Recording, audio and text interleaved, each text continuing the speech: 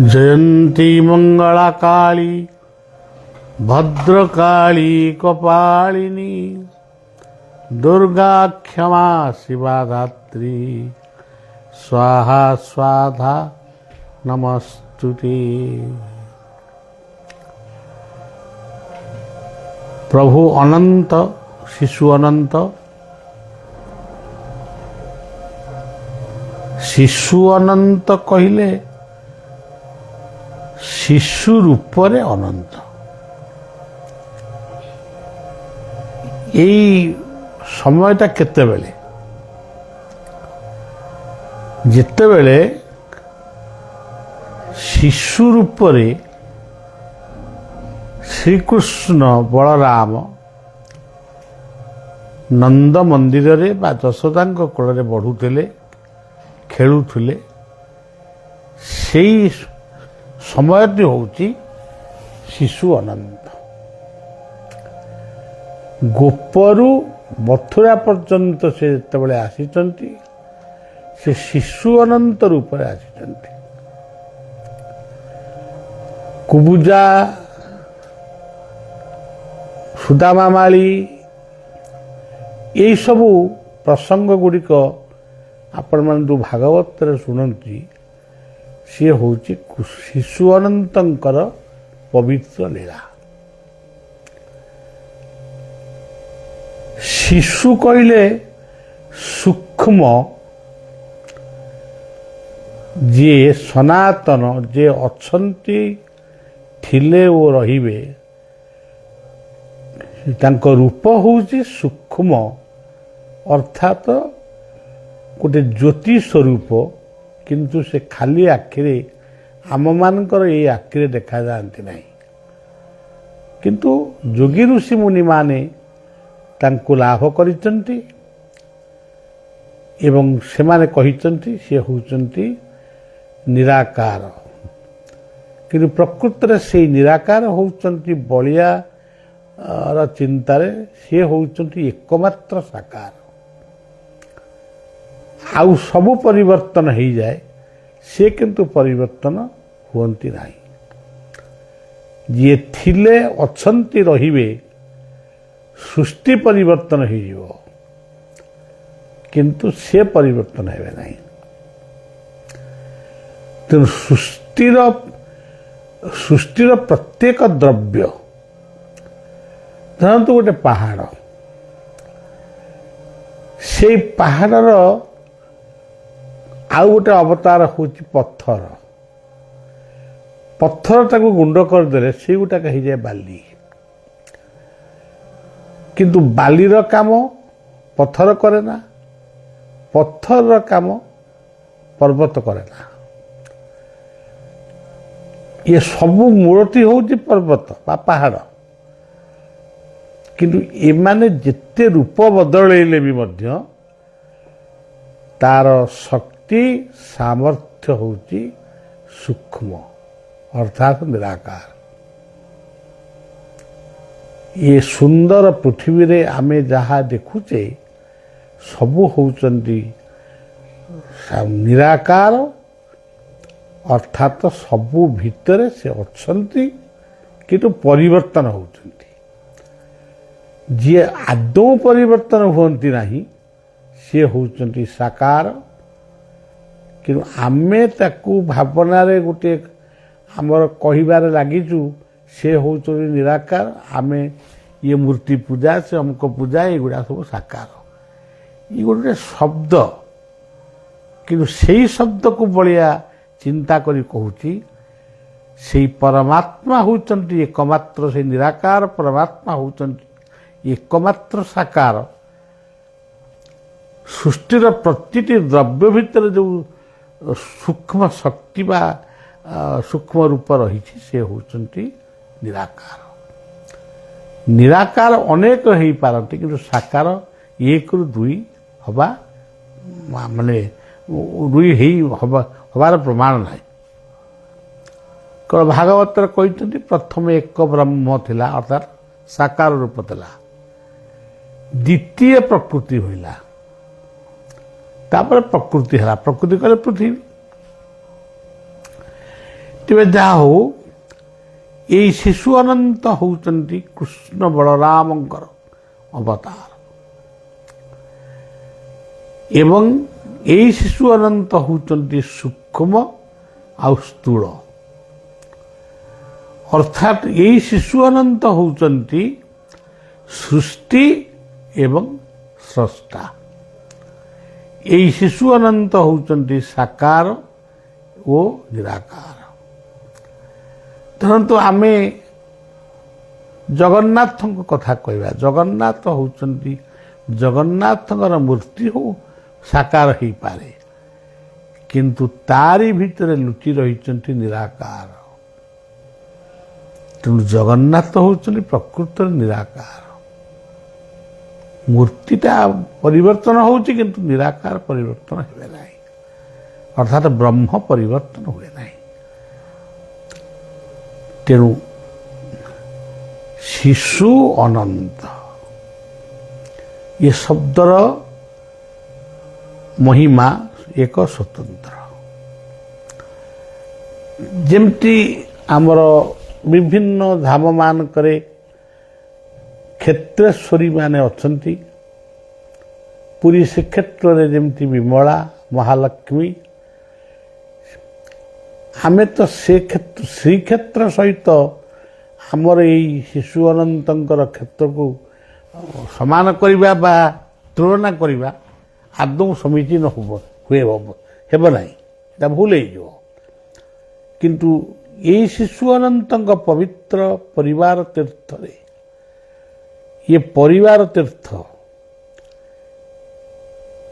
ଯେତେବେଳେ ବିଷ୍ଣୁପାଦ ତୀର୍ଥ ଗୟାରେ ବଳିଆ ବିଶ୍ରାମ ନେଇଛି, କେହି ଜଣେ ଆସି କହିଛନ୍ତି ଶିଶୁ ଅନନ୍ତ କ୍ଷେତ୍ରକୁ ପରିବାର ତୀର୍ଥରେ ନାମିତ କର। ସେଇଦିନ ଠାରୁ ପରିବାର ତୀର୍ଥ ଦିଆହେଇଛି। ସେଇ ବିଷ୍ଣୁପାଦ ତୀର୍ଥରେ ମଧ୍ୟ ଗୋଟିଏ ସ୍ୱପ୍ନରେ ଆସିଲେ ଯେ ପାଦ ଦୁଇଟି ତିଆରି କରି ଅଳିଆ ଗଦାରେ ପଡ଼ିଛନ୍ତି।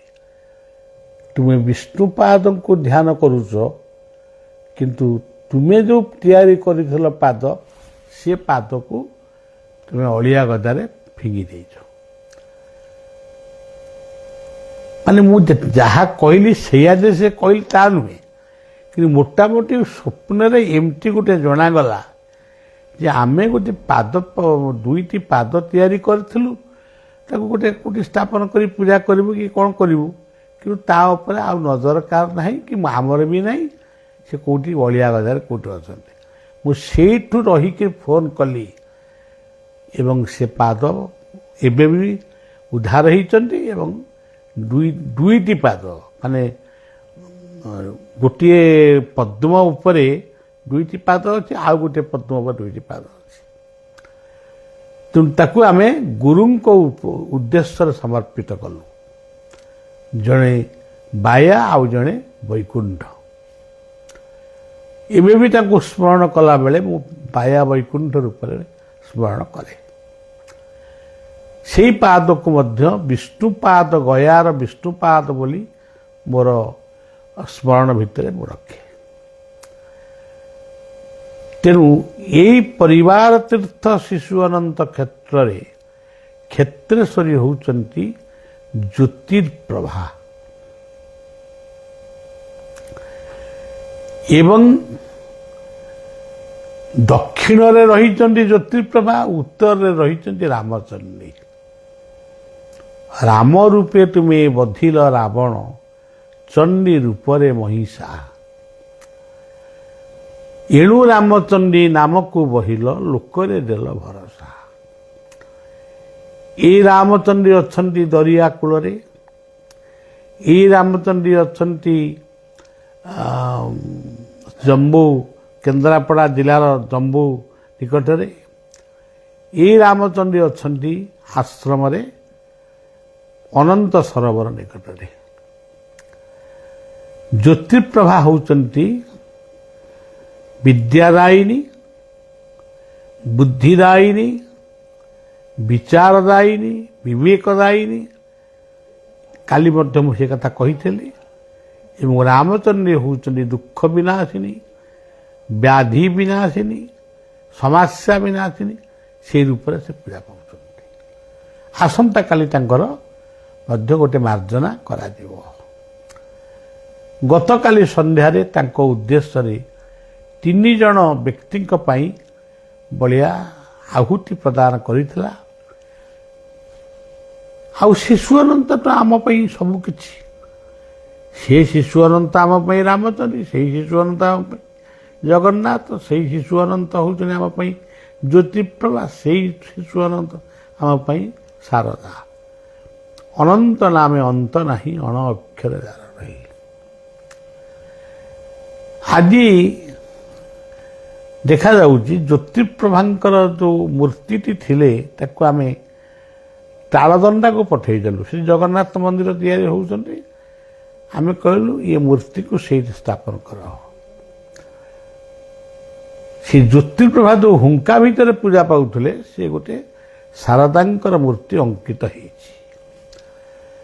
ସେଠି ଉଇ ମାନେ ପୁଣି ସେ ହୁଙ୍କା ରୂପରେ ପୁଣି ସେଠି ଆବିର୍ଭାବ ହେଲେଣି। ଆମେ ଚାହିଁଲେ ଘୋଳ ଦହି ପକେଇକିରି ସେ ଉଇ ଗୁଡ଼ିକୁ ମାରିଦେଇ ଆମେ ତାକୁ ପୂଜା କରିପାରିବୁ, କିନ୍ତୁ ମୁଁ ମନା କଲି, ତା ନୁହେଁ। ସେ ପ୍ରକୃତି ରୂପିଣୀ ପାର୍ବତୀ, ପ୍ରକୃତିକୁ ବାଟ ଛାଡ଼, ସେ ତାର ବାଟରେ ଯାଉ। ଆମେ ପ୍ରକୃତିକୁ ଯେତିକି ବିରୋଧ କରିବା ଆମେ ସେ ସମସ୍ୟାର ସେତିକି ସମ୍ମୁଖୀନ ହେବା। ହେଇପାରେ ମୂର୍ତ୍ତି ଉଇ ହୁଙ୍କାରେ ପୁଣି ପରିଣତ ହୋଇଯାଇପାରେ, ମୂର୍ତ୍ତି ଆଉ ନୂଆ ଆମେ ନ ବସେଇବୁ, କିନ୍ତୁ ହୁଙ୍କା ତ ରହିବ। ହୁଂ କହିଲେ ହରି, ହୁଂ କହିଲେ ହନୁମାନ, ହୁଂ କହିଲେ ଦୁର୍ଗା। ଉଦ୍ଦିଷ୍ଟ ପୁରୁଷୀ କିଂସୁ ପିସି ଭୟମେ ସମୁପସ୍ଥିତଂ ଦରିଶକ୍ୟଂ ମଶକଂ ହୁଂ ଦୁଂ ଦୁର୍ଗେ ଭଗବତୀ ସମୟ ସ୍ୱାହା। ହୁଂ କହିଲେ ଦୁର୍ଗା, କା କହିଲେ କାୟା। ସୃଷ୍ଟି ହେଉଛି ଯାହାଙ୍କର ଶରୀର, ସ୍ରଷ୍ଟା ହେଉଛନ୍ତି ଯାହାଙ୍କର ଶରୀର। ସେଠି ମଣିଷ ଭିତରେ ହୁଙ୍କା ରୂପରେ ସେ ଆବିର୍ଭାବ ହୋଇଛନ୍ତି। ହୁଙ୍କା ବୋଲି ଆମେ ସମ୍ବୋଧନ କରିଛୁ, ଆମେ ନାଁଟାକୁ ଆମେ ଦେଇଛୁ, କିନ୍ତୁ ପ୍ରକୃତ ହୁଙ୍କାର ତତ୍ଵ ଗଭୀର। ହିନ୍ଦୀରେ ତାକୁ କୁହାଯାଏ ଡିମକ୍। ତେଣୁ ଇଂରାଜୀରେ କ'ଣ କୁହାଯାଏ ମୁଁ ସେଟା କହିପାରିବିନି। ତେବେ ସେଇ ଜ୍ୟୋତିପ୍ରଭାଙ୍କ ନିକଟରେ ଆମର କେବଳ ମାନସିକ ହେଉଛି, ଆମର ଗୋଟେ ମାନସିକ ଆମେ କରିବା। ଲୋକେ କ'ଣ କାମନା କରନା, କାମନା କରିବୁନି ତ ବଞ୍ଚିବୁ କେମିତି? କର୍ମ ହିଁ କାମନାର ସ୍ୱରୂପ, ଧର୍ମ ହିଁ କାମନାର ସ୍ୱରୂପ, ଜ୍ଞାନ ହିଁ କାମନାର ସ୍ୱରୂପ। କାମନାର ବିନାଶରେ ଦୁଃଖର ବିନାଶ ବୋଲି ଯେଉଁ ଭଗବାନ ବୁଦ୍ଧଙ୍କ ବାଣୀ କୁହାଯାଏ, ସେ କୋଉ କାମନା? କାମାସକ୍ତ ହୁଅ ନା, କାମୁକ ହୁଅ ନା, କ୍ରୋଧୀ ହୁଅ ନା, ଲୋଭୀ ହୁଅ ନା, ଅହଙ୍କାରୀ ହୁଅ ନା, ଈର୍ଷାନ୍ୱିତ ହୁଅ ନା। এই କାମନାକୁ ବିନାଶ ମାନେ ବିଶେଷ ଭାବରେ ନ୍ୟାସ କର। ବିନାଶ ଅର୍ଥ ଏଠି ବିଶେଷ ଭାବରେ ନ୍ୟାସ କର, ଅର୍ଥାତ୍ ତାକୁ ସଂଯମିତ କର, ଶୃଙ୍ଖଳିତ କର, ସମୟାନୁବର୍ତ୍ତିତାରେ ପରିଣତ କର। ସେଠି କାମନାର ବିନାଶରେ ଦୁଃଖର ବିନାଶ। এই ସୃଷ୍ଟି ଆଉ ସ୍ରଷ୍ଟା, ଶିଶୁ ଅନନ୍ତକୁ ଆମେ ଯଦି ସ୍ରଷ୍ଟା ବୋଲି ଚିନ୍ତନ କରିଛେ, ସୃଷ୍ଟି ହେଉଛି ଜ୍ୟୋତିପ୍ରଭା, ରାମଚନ୍ଦ୍ର, ଏସବୁ ସୃଷ୍ଟି। ଏ ହେଉଛନ୍ତି ସାକାର ନିରାକାର। এই ମୂର୍ତ୍ତିଙ୍କ ନିକଟରେ ଆମେ ସମସ୍ତେ ପ୍ରାର୍ଥନା କରିବା ଗୋଟିଏ କଥା, ସେ ହେଉଛି ଶାନ୍ତି। ଶାନ୍ତିପୂର୍ଣ୍ଣ ଜୀବନ peaceful life, peaceful family, peaceful state, peaceful country, peaceful world, peaceful universe. ये होचंदी जो पीस जो शब्द इंग्राजी रो हमें कहूँ शांति वेद कहते ओम शांति ही ओम कौन शांति कहते से ब्राह्मण देवता माने तो मंत्र पढ़ती दौ शांति तामाने स्वर्ग शांति रो पृथ्वी शांति अंतरिक्ष शांति जो ग्रह तारा नक्षत्र मान देखा जाउछंती औषधय शांति वनस्पतय शांति खाली कहीदेले हेनी आम ए पाखे गछ काटिबा साढ़े यज्ञ बेले पढ़िया वनस्पत शांति तेणु वनस्पति सृष्टि कर वृक्षरोपण रे गुरुत्व दियो तुलसी गछटी हेले भी सी आमको औषध दे पारिबो बंचिबा पई अम्लजान भी दे पारिबो तेणु कहीं भावुच आमर जगह नहीं आमे बर गछ लगे पारिबुनी अस्वस्थ गछ लगे पारिबुनी हेतु कौन मिलिबो तुलसी गछटी लगाओ यदि बिछुआटी गछटी भी लगेइबो हुए तो से तुम धीरे बाजिले से कुंडे कांडे हम कि से अम्लजान दे पार तार भी औषधीय गुण अच्छी सृष्टि रे एभली पदार्थ नहीं जो पदार्थ भितर औषधीय शक्ति नहीं जीवन दर्शन नहीं तेणु लाइफ बा जीवन होची गोटे सबुठारु ग्रेट तेणु जीवन को समीक्षा करवा होची गीता भागवत कुरान बाइबल इत्यादि ग्रंथ साहेब सबकिछि जीवन जोटी समीक्षा जीवन को जिते आम समीक्षा करिनु सेतबेले ग्लानि आपे आपे आसिबो आज पृथ्वी रे युद्ध लगी ध्वंसास्त्र तैयारी होउची ध्वंसास्त्र बिक्री होउची ध्वंसास्त्र को नहीं आज अनेक नाली आखि अन्य को देखौचंती प्रकृत से शांतिर प्रतीक नुहंती शांतिर प्रतीक होउची प्रेम अन्य को भल पाइबा तुम्हें जहाँ को बंधुक मुंदे शासन करने को चाहूच यदि से प्रेमर बन्या छुटे स्नेह ममतार बन्या छुटे सेठी आपे आपे आमर प्राप्य आमे पाई जाऊ love is God peace is God God is only almighty of universe तेणु समस्त श्रोता दर्शक मान को शुभेच्छा जनाई वृक्षरोपण रे गुरुत्व दियो सरकार जोठी रास्ता ना रे किबा कौन से अनुष्ठान ना रे गछ काटुचंती सेठी युवक माने तुम एकत्र हुआ पुओ झील पुओ खाली युवक माने मु कहूनी पुओ मान पुओ झील माने एकत्र होई सेठी दाबी जनाओ जेतिकी गछ काटुच तार 10 गुणा गछ कोउटी लगेइल आमको दिखई दियो से जगह गछ लगेइबा परे तुम गछ काट रास्ता आमर दरकार किंतु गछ होउची जीवन रास्ता तुम सेटा को आम भूली जाऊ मु अमुक विभागर मंत्री मु कहूँ रास्ता करिबा अर्बान मिनिस्टर अर्बान ऑफिसर किंतु जीवन होउची जंगल वृक्ष तरु तृणलता होउची गोटे way of life proper way of life आमे प्रॉपर्टी को चिन्ह पारुछु किंतु प्रॉपर वे को आमे भूली जाउछु तो सेठी पई बलियार विनम्र निवेदन ସେହି ସୃଷ୍ଟି ସ୍ରଷ୍ଟା ରୂପୀ ଅନନ୍ତ ଜ୍ୟୋତିପ୍ରଭା ରାମଚନ୍ଦ୍ରଙ୍କ ଶରଣରେ ପ୍ରଣାମ ଜଣାଉଛି। ମୋର ଗୁରୁବର୍ଗମାନଙ୍କୁ ଯିଏ ଯେଉଁ ଗୁରୁଙ୍କର ଶିଷ୍ୟ ହୁଅନ୍ତୁ, ସବୁ ଗୁରୁ ହେଉଛନ୍ତି ମୋ ଗୁରୁ। ମଦ୍ଗୁରୁ ଶ୍ରୀ ଜଗତଗୁରୁ। ତେଣୁ ଗୁରୁମୟ ଏ ଜଗତ। ଏମିତି କେଉଁଠି ଭାଗବତର 11 ସ୍କନ୍ଦ ପଢ଼ିଲେ ଆପଣମାନେ ଜାଣିପାରିବେ ଗୁରୁ ଗୋଟେ ମନୁଷ୍ୟ ଭିତରେ ସୀମିତ ନୁହନ୍ତି। ଏତିକି କହି ମୋ କଥାକୁ ବିଶ୍ରାମ ଦେଉଛି।